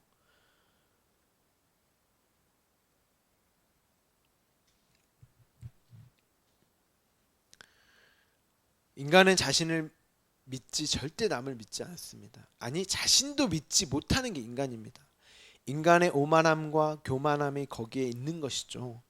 인간은 죽은 흙이고 티끌이고 먼지입니다. 인간 측에서 하나님께 할 수 있는 것은 아무것도 없어요.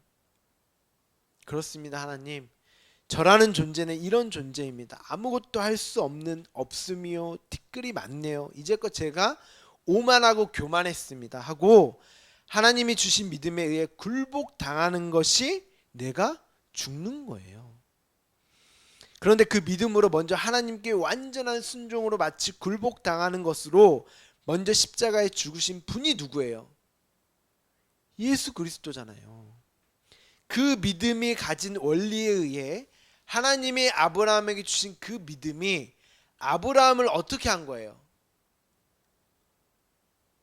믿음이 아브라함을 어떻게 한 거예요? 항복을 끄집어내고 완전히 두 손 들게 만들고 저는 아닙니다 하고 항복하게 만들고 굴복하게 하셔서 그로 자신이 어떠한 자인지를 드러내시는 죽음을 경험하게 하는 거예요. 그게 예수 그리스도가 십자가에서 죽으신 것입니다.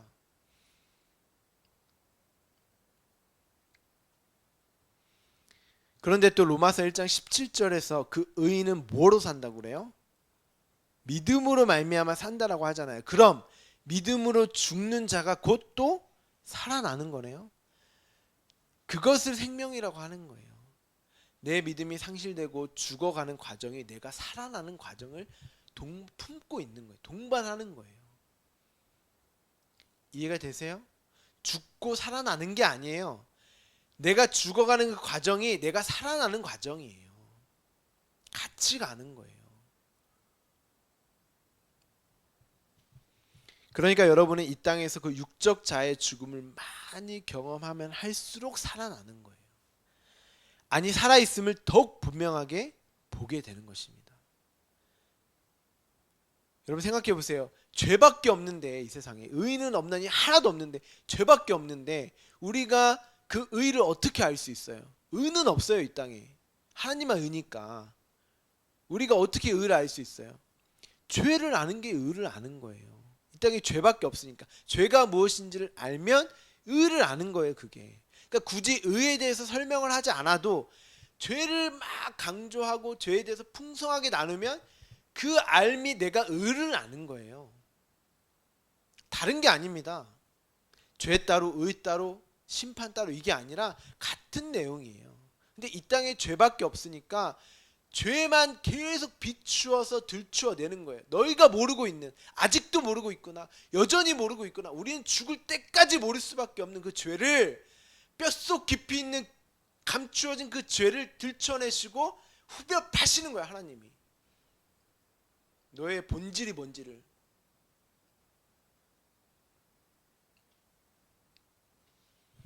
우리는 그렇게 하나님에 의해 완전히 죄가 드러나게 되고, 아 맞습니다 하고 확신하는 거예요. 우리에게 그게 우리의 의예요. 아 죄인이, 내가 죄인이 맞군요 하나님. 그걸 확신하는 거라니까요. 하나님에게 무엇인가를 도와 복을 얻어내고 무엇인가를 요구하는 게 믿음이 아니란 말입니다. 다시 한번 말씀을 드릴게요. 믿음은 확신입니다. 어떤 확신이냐면 내가 보지 못하는 것을 확 비추어 들추어, 뭐예요? 죄예요. 죄. 나에게 있는 죄.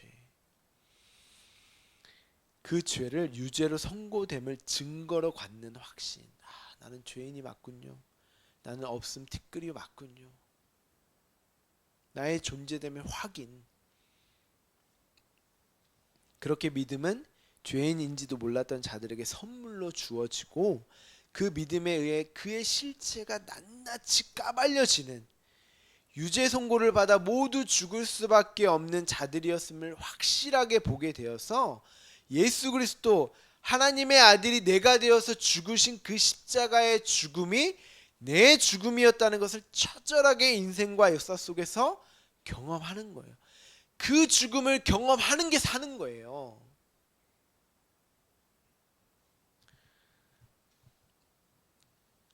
그런데 하나님은 그것을 우리에게 의라고 한단 말이죠.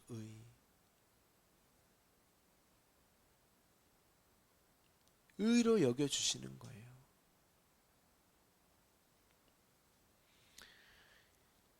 그렇게 인정할 때 내가 무엇인가를 할 수 있다는 자신의 속박과 나라는 지옥에서 벗어나 하나님을 찬양하고 찬송하는 자들이 의로운 자들인 거예요. 선진들이 그 믿음으로 다 순교했다, 죽었다. 그러면 우리는 어떨까요? 하나님의 의가 나타나서 우리에게도 믿음이 선물로 주어졌습니다. 그러면 우리의 이러한 일이 우리의 삶에 나타날까요? 피해야 될까요? 반드시 나타나게 되어 있는 거예요. 필연적으로. 하나님께 아직도 원망과 불평을 하신다는 것은 아직도 여러분은 자신을 밝히 보지 못하는 거예요. 그 믿음을 온전히 선물로 아직 확신하지 못하는 거예요. 그 자들이 믿음이 없는 자들입니다. 그러니까 불평을 하고 있지, 없으며 티끌인 자들이 무슨 불평을 하고 억울한 일들이 그렇게 많겠어요. 난 없으며 티끌인데 아직도 자기가 누구인지를 모르는 거라니까요. 그건 여전히 살아있고 여전히 그런 일을 겪지 않아야 될 내 가치를 내가 가지고 있기 때문에 그렇게 불평하고 불만하는 거 아닙니까?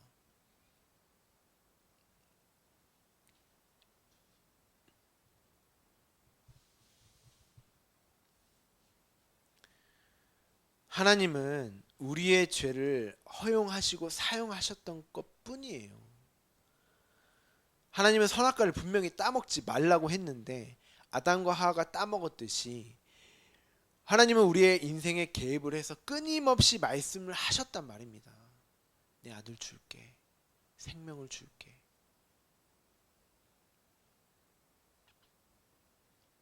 그런데 우리는 늘 나에게만 집중해 있고 내 문제에만 집중을 하는 삶을 살고 어떻게 하면 거기에서 벗어날까? 어떻게 하면 잘 살까? 내 행복만을 고민했지 진짜 하나님의 말씀에 조금이라도 관심이 있으셨냐고요? 없으셨잖아요.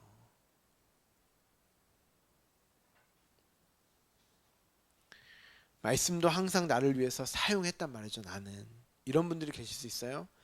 아니 우리의 마음에 조금은 하나님을 향한 마음, 사랑하는 마음, 헌신하는 마음이 있었어요. 그래도 그건 좀 인정해 주셔야 되는 거 아닙니까? 그 마음까지도 그렇게 아무것도 아닌 것처럼 말씀하시면 안 되는 거 아닌가요? 근데 이건 제 말이 아니라 성경이 어떻게 얘기하냐면 성경에서 100개 중에 99개 지키고 한 개 안 지키면 그게 다 안 지킨 거예요. 여러분이 50% 열심히 헌신했고 50%는 내가 좀 부족했으니까 그럼 50%만 인정해 주세요. 안 된다는 거예요. 그게 그냥 빵점이에요. 99% 내가 했으니까 인정해, 그것도 빵점이에요. 성경의 원리가 그래요. 왜냐하면 모든 것이 하나인데 99개 했고 하나 안 했다는 건 그냥 그거 99개도 안 한 거예요. 하나님이 아브라함에게 뭐라고 하느냐 한번 봅시다. 창세기 17장 1절 함께 봉독할까요? 아브라함이 99세 때에 여호와께서 아브라함에게 나타나서 그에게 이르시되 나는 전능한 하나님이라 너는 내 앞에서 행하여 완전하라. 지금 99세 때 딱 완전히 자기 가능성이 부정되고 부인되었을 그때 나타나서 하나님이 야, 할 거면 완전하게 해. 그럼 지금까지 했던 거는 빵점이란 얘기예요.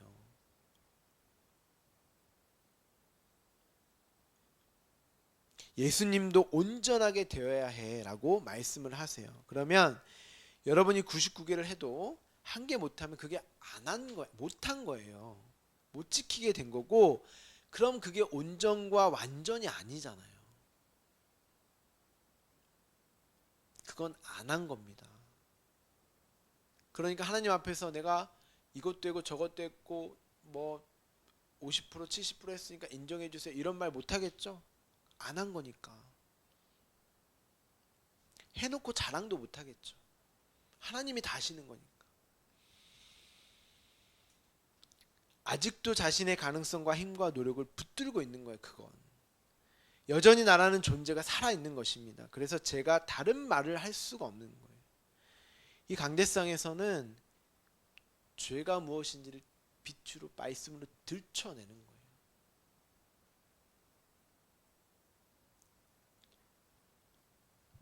그러면 그 말씀이 여러분에게 죄됨이 드러나면 날수록 하나님의 의가 필요한 존재였구나 내가. 그로 내가 심판에 벗어나게 된 거였구나라고 그 말씀이 여러분을 평안과 평강으로 인도하시는 거예요.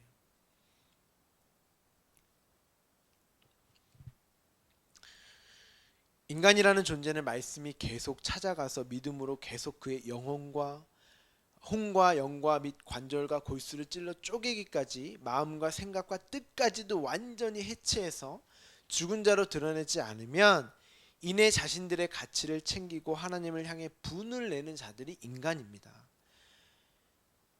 여러분의 인생 동안 반드시 자신의 실체를 확실히 보셔야 돼요. 확실히 내가 누구인지. 뼛속까지 감춰져 있는 그 죄가 들춰내는 게 여러분의 인생이고 삶입니다.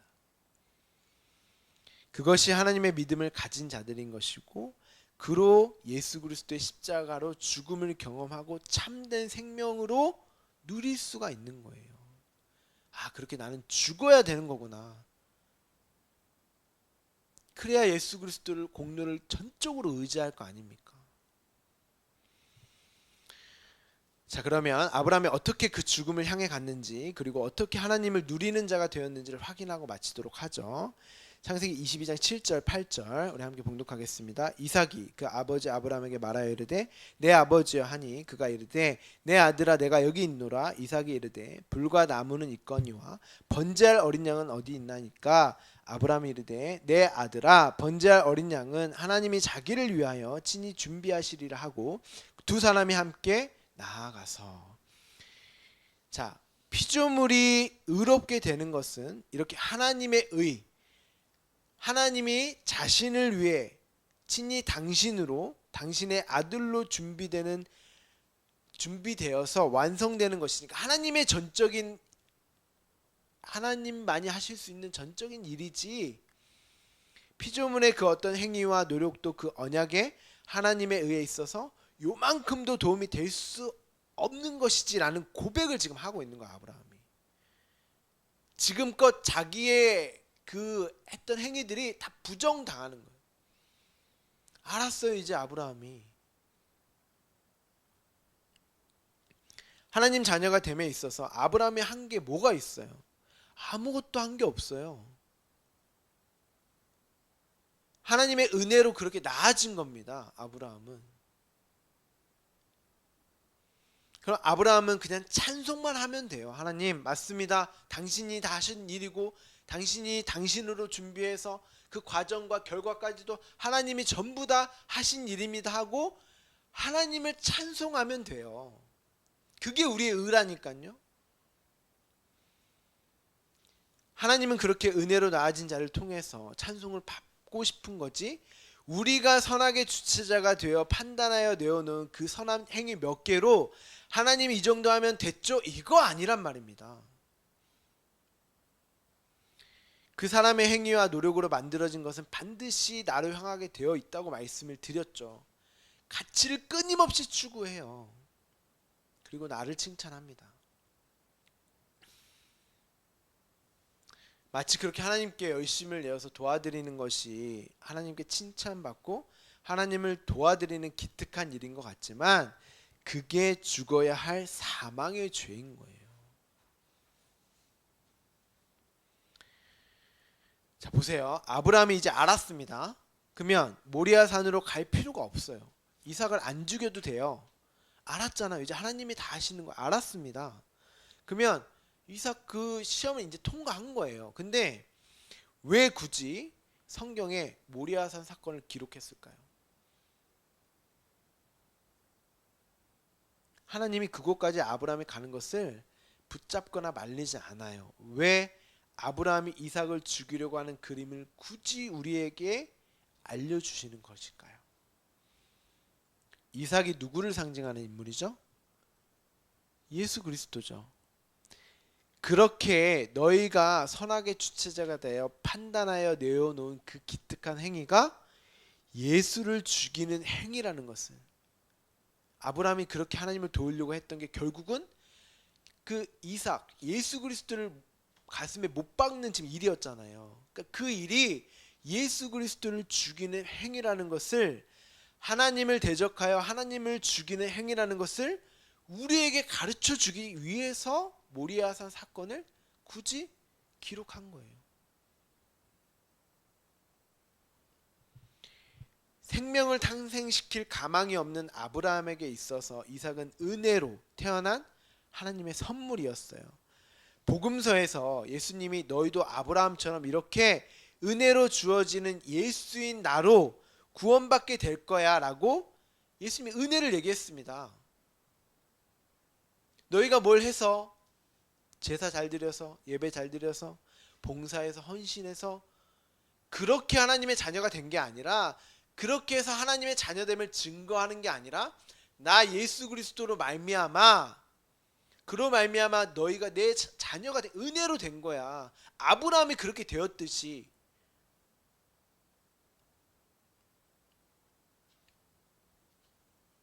그러니까 어떻게 했어요? 그들이 예수를 십자가에 매달아 죽였어요. 아브라함이 그렇게 했던 행적들이 예수를, 이삭을 못을, 가슴에 못을 박았던 죽음인 것처럼 이 유대인과 사두개인들, 그 당시에 유대인들, 그들이 가장 윤리적이며 도덕적이며 종교적인 어떤 행위로는 흠잡을 데가 없는 행위와, 자신들의 행위와 율법 지킴, 제사 등을 아주 철저하게 지켰던, 근데 은혜를 얘기하니까 내가 그렇게 가치 없다고, 내가 한 행동 이거 하나하나가 하나님 앞에 아무 도움이 안 된다고, 하나님이 아무 가치 없게 여긴다고 하니까 그 은혜를 말한 예수를 죽여버렸단 말이죠. 그러니까 아브라함의 한 행동이 뭐라는 거예요? 계속 하나님을 대적하고 하나님을 죽이는 행동이었다는 거예요. 예수님이 그들 독사의 자식, 사단의 자식이라고 말을 합니다. 아들들이라고 말을 합니다. 그들이 하나님을 잘 섬겼고 가장 역사 속에서 지금까지 가장 하나님을 잘 섬겼고 하나님을 사랑한다고 했던 자들이에요. 그런데 그 섬김으로 그 사랑으로 하나님을 죽이더란 말입니다.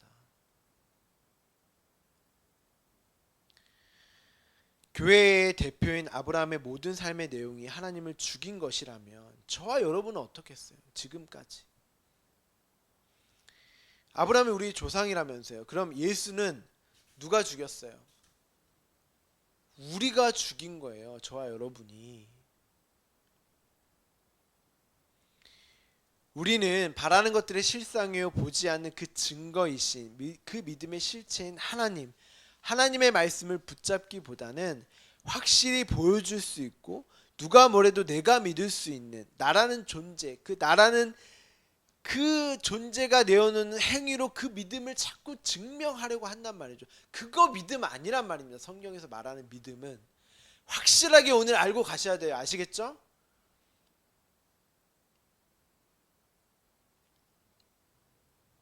그것이 죄고 예수를 죽이는 일이란 말이죠.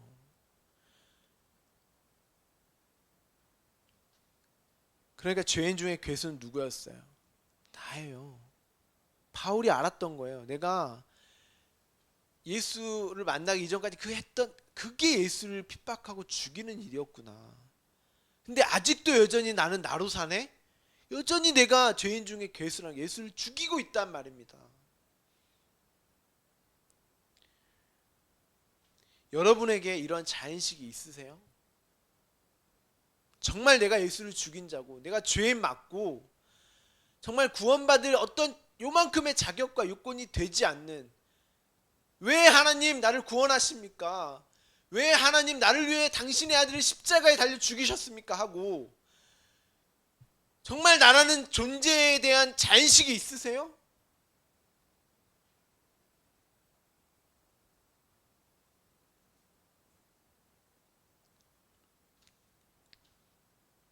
내가 예수를 죽인 자 맞군요 하고 나의 죄됨과 악함을 뼈저리 경험하셨냐고요. 교회에서 뭘 하려고 하지? 내 믿음을 증거하고 증명하려고 하지. 말씀에 대해서 예수 그리스도의 그 십자가에 대해서 배운 적이 없으니까 교회가 온통 다 그들을 죽이고 있다니까요.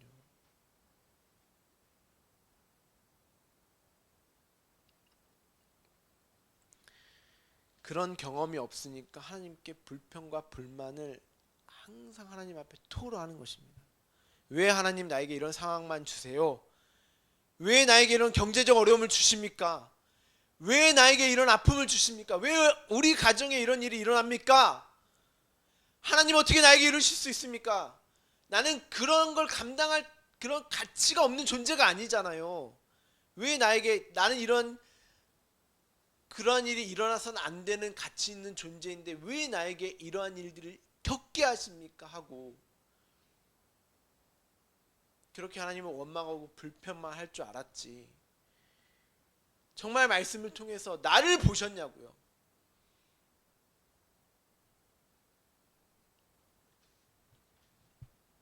저의 어떠함으로 어떠한 방법으로도 도저히 하나님의 자녀가 될 수 있는 자격도 그에 합당한 행위도 내어놓을 수 없는 자입니다. 제가 죄인 중에 괴수가 맞습니다. 그저 당신이 준비하신 그 어린 양의 예수 그리스도만이 나에게 선물로 주어졌기 때문에 그 은혜가 나에게 주어졌기 때문에 내가 당신의 자녀가 될 수 있는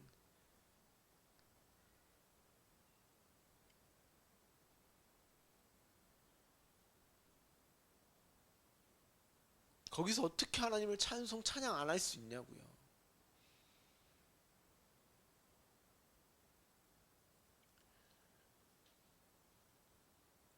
예수 그리스도만이 유일한 방법이고 길이고 생명입니다. 아브라함이 여기까지 내려간 거예요. 바울이 여기까지 내려간 겁니다. 그러면 여러분도 동일하게 여기까지 내려가셔야 되는 거예요. 이것이 아브라함의 죽음이고 저와 여러분의 죽음인 것입니다. 믿음으로 말미암은 죽음, 믿음으로 말미암아 살리라.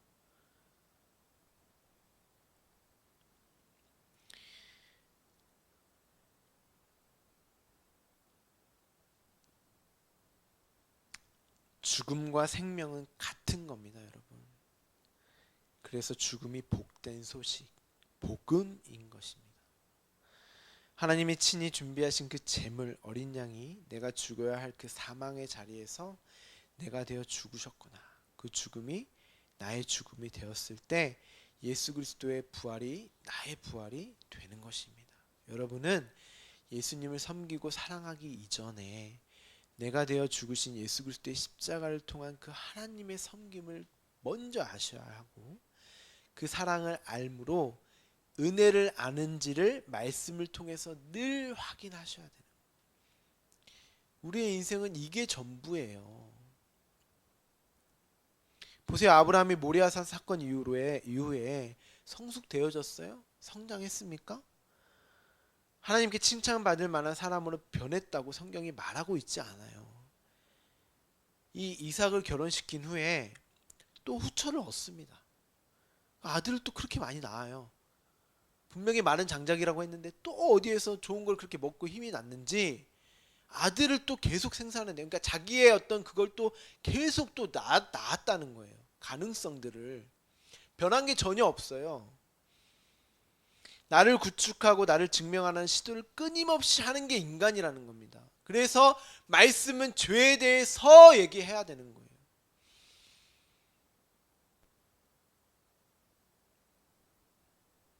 죄에 대해서만 이 말씀은 선포돼야죠.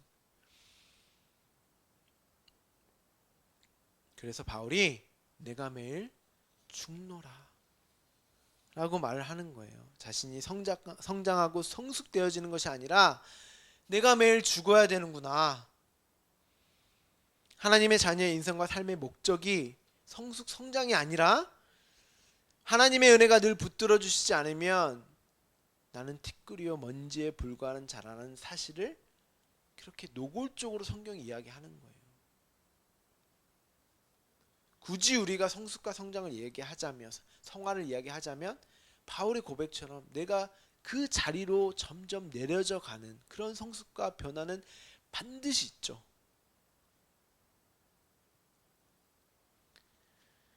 이것이 하나님의 의로 주어지는 믿음으로 믿음에 이르게 한다는 진의인 것입니다.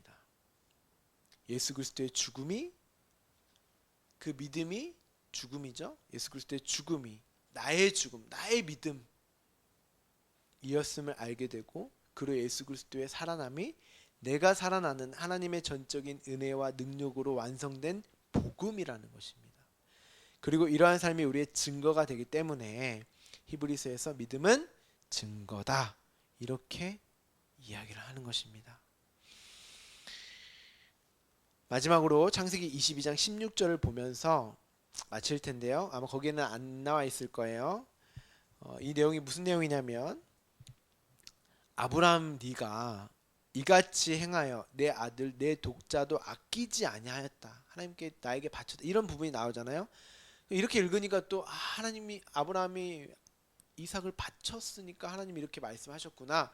이렇게 이해를 하는데, 그런 이야기가 아니라 내 아들 내 독자 이삭, 그 자손이 담고 있는 것이 무엇인지를 네가 알았구나. 예수 그리스도가 담고 있는 그 내용을 알았구나. 그래? 그렇게 너가 내 아들이 된 거야. 그게 복음이고 번성이고 충만이란다. 그리고 그것이 나의 말을 준행한 거야. 지킨 거야 그게. 여기서 준행이라는 단어가 전례나 명령 따위를 그대로 쫓아 행했다는 말이 아니라 원어를 보면 쉐마예요. 쉐마 아시죠? 쉐마 이스라엘, 들어라 이스라엘아. 그게 내 말을 듣는 거야. 지켰다 이런 얘기가 아니에요. 내 말을 듣는 거야. 영어 성경에는 순종이라고 번역을 했어요. 그게 순종의 상태라는 거예요. 하나님의 믿음으로 말미암아 하나님의 그 말씀을 깨닫고 알므로 말미암아 이제 들은 거죠, 그게. 근데 그 상태를 순종이라고 한다는 거죠. 내가 몇 가지 내어놓고 그 몇 가지로 내가 하나님 순종해, 이게 순종이 아니라 하나님의 말씀을 온전히 진리로 생명으로 이해한 상태가 순종이에요. 앞에서 제가 믿음은 서로 불변함을 전제해야 한다고 말씀을 드렸습니다. 일단 하나님은 영원히 변하시지 않으니까 신실하신 분이죠. 그렇죠? 그러니까 이 신실함도 사실은 믿음이라는 단어예요. 하나님은 신실하시다 할 때 그 신실함이 원어로 보면 믿음이라는 뜻이에요.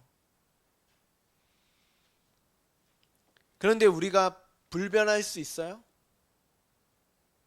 변하지 않을 수 있어요? 우리는 연약해서 늘 변하잖아요. 근데 이제 변하지 않을 수 있어요. 어떻게 해요? 아브라함이 어떻게 해서 이제 불변하지 않을 수 있을까요? 그 말씀을 알고 그 말씀을 들음으로 순종의 상태에 이르러 버린 거예요. 그 말씀으로 말미암아 그 말씀이 변하지 않으니까 그 말씀이 나를 장악하고 이끌어서 완전한 순종의 상태로, 불변의 상태로 만들어 버리는 것입니다. 그럼 다 하나님이 하신 거죠. 그 온전한 관계, 의를 이루시기 위해서 하나님이 일방적으로 다 하신 거죠. 믿음이 선물로 주어져서 내게 새겨짐으로 말미암아 내 안의 말씀이 불변하기 때문에 나도 변하지 않는 하나님의 자녀로 영원히 살게 되는 것입니다. 그래야 우리가 자유할 수 있어요. 안심하고 다리를 쭉 펴고 잘 수 있는 것입니다. 여러분이 불안하고 초조하시는 거, 그런 거 있죠. 그런 마음들, 그것도 죄예요. 그것도 죄입니다. 그것도 나를 믿고 의지하기 때문에 불안하고 초조한 거예요. 그러니까 말씀에 붙들려 있음을 늘 확인하셔야 됩니다. 어떻게 확인할 수 있어요? 말씀으로만 확인할 수 있어요. 말씀에 사활을 거십시오. 사활을 거십시오. 하나님의 자녀는 필연적으로 그 죽음을 경험해야 영원한 생명으로 가게 되는 것입니다. 아니, 그 죽음 자체가 생명입니다. 그래서 예수 그리스도의 십자가의 죽음이 생명인 것입니다. 오늘도 그 죽음으로 죽으시고 영원한 생명으로 살아가시는 여러분 되기를 소망합니다. 기도하겠습니다.